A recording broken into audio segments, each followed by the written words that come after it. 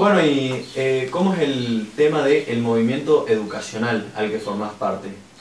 Bueno, a principios del 2011 yo me uní a un movimiento internacional llamado Movimiento Zeitgeist, que es un movimiento sin fines de lucro, social, apartidario, cuya finalidad es educar a la población con respecto a la insostenibilidad del sistema socioeconómico actual y las posibilidades que tenemos de desarrollar un sistema socioeconómico mucho más sostenible, más justo, a partir de la realidad científica tecnológica que disponemos hoy en día.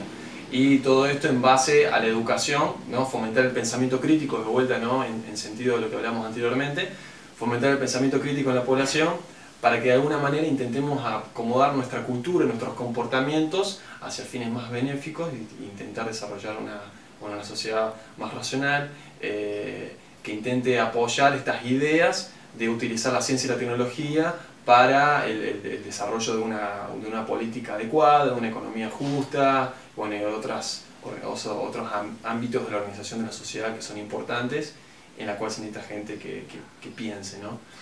Claro.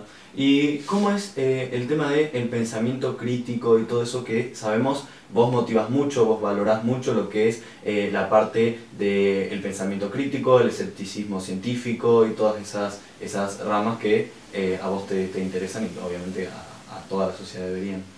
Y bueno, dentro del movimiento SEGE es un pilar súper importante el pensamiento crítico porque nos permite de alguna manera hacer un análisis un poco más real de lo que está sucediendo en la economía y entender de esta manera, ¿no?, cómo la evidencia científica nos está demostrando que estamos yendo hacia una dirección de colapso ambiental debido a la escasez de recursos, o sea, la explotación no sostenible de los recursos naturales, y cómo de alguna manera la ciencia y la tecnología que tenemos hoy en día nos permitiría resolver muchos problemas que nos están aquejando hoy y que son resolvibles. O sea, hay muchos problemas como el hambre, por ejemplo, la seguridad alimentaria, problemas ambientales, la pobreza, el desempleo, que tienen un origen que hoy en día podríamos llamarle políticos y económicos, pero no técnicos. O sea que tenemos los conocimientos y la tecnología hoy para resolver muchos de esos problemas en un gran porcentaje, y sin embargo no se realizan debido a intereses económicos e intereses políticos, y eso nosotros consideramos que es algo totalmente irracional y no es lógico que en un mundo donde se producen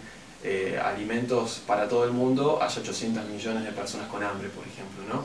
O en un mundo donde el desempleo es posiblemente automatizable en gran parte, especialmente trabajos monótonos, rutinarios, aburridos, podrían ser automatizados de alguna manera y liberar ese tiempo para realizar otras actividades que, no sé, fomenten, por ejemplo, las relaciones interpersonales, el cultivo de la inteligencia o el mejoramiento de la sociedad en general. Claro, sí, hay muchas teorías que hablan justamente sobre este tema, que es las teorías del ocio y de todo esto de, bueno, por ahí la gente podría trabajar menos, disfrutar más, si hay cuestiones que se manejaran de otra forma, otro interés un poco menos económico. Está muy bien, muy bien. Bueno, quisiera también que me comentes un poco qué opinas sobre lo que es el sistema de propiedad privada, de todas estas cuestiones que sabemos que dentro de tu pensamiento crítico corren un gran lugar de tu interés. Bueno, yo personalmente comparto mucho las ideas del movimiento de la cultura libre a nivel mundial, que básicamente consiste en reconocer al conocimiento como patrimonio de la humanidad, como siempre lo ha sido, ¿sí? Simplemente que hoy las editoriales, las discográficas, es decir, aquellas empresas que lucran con el conocimiento o con las obras de aquellas personas que realizan, por ejemplo, arte, música, producciones audiovisuales o ciencia y tecnología, realizan un lucro a partir de estas obras. Sin embargo, si nos retrotraemos a la historia, podemos ver que nunca ha sido así, que el conocimiento siempre ha fluido de manera espontánea y natural entre las sociedades, y hoy en día nos vemos limitados un poco en el crecimiento científico-tecnológico derivado de eso.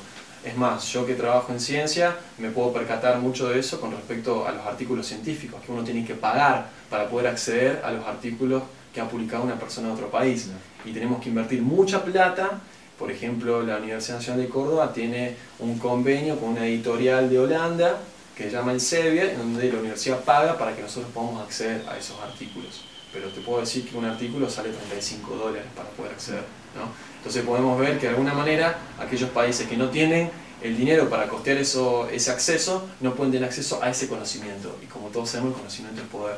Entonces de alguna manera yo coincido totalmente con que el conocimiento es patrimonio de la humanidad y hay que fomentar el desarrollo de obras que lleven licencias libres como las Creative Commons, y de esta manera ayudar a que las personas comprendan que esto del derecho a autor, el copyright, ¿no? Los derechos reservados, son en realidad un artífice muy reciente y que no se corresponde a lo que siempre hemos hecho y lo que podríamos hacer y cómo nos ayudaría muchísimo en ese sentido. Claro.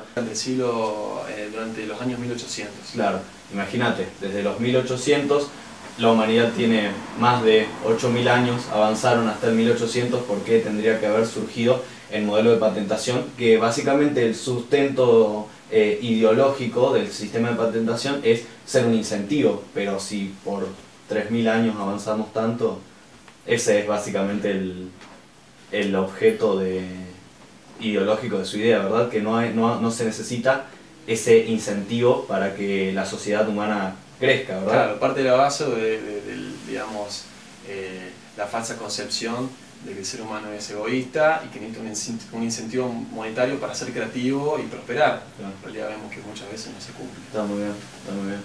Sí, está muy bien. Y es una forma de retraso también de la sociedad. Se dice que, por ejemplo, la revolución industrial se demoró casi 20 o 30 años por el hecho de la existencia de patentes.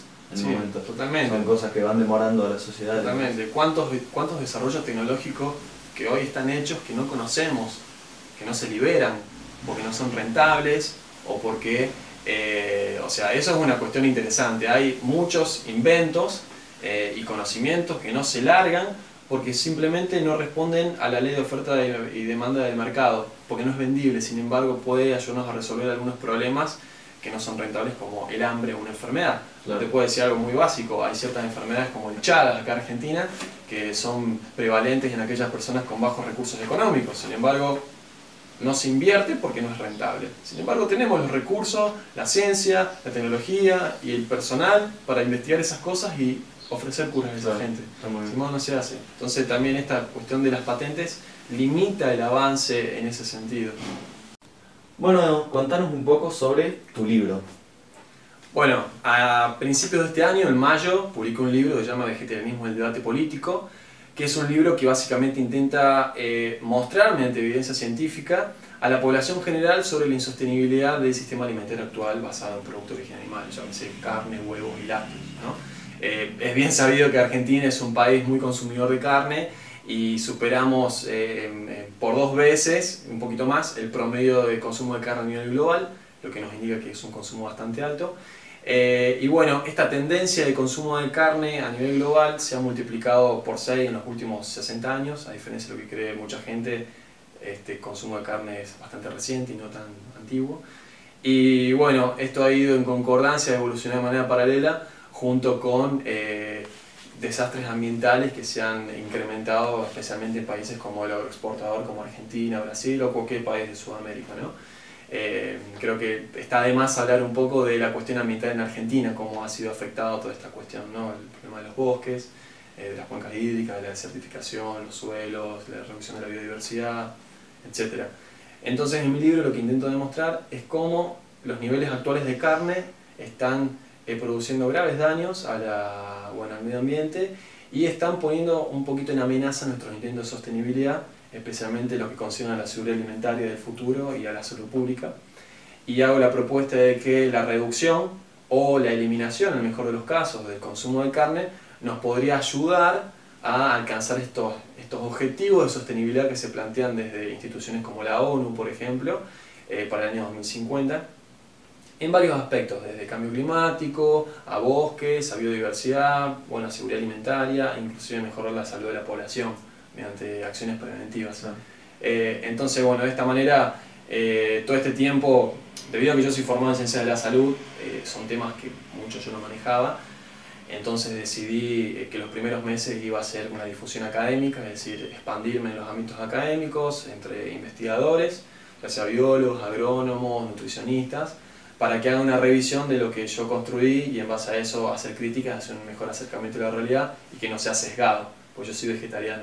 Entonces, para evitar ese sesgo cognitivo, es decir, bueno, yo estoy tratando de argumentar mi ideología, no, trato de hacer lo más objetivo posible.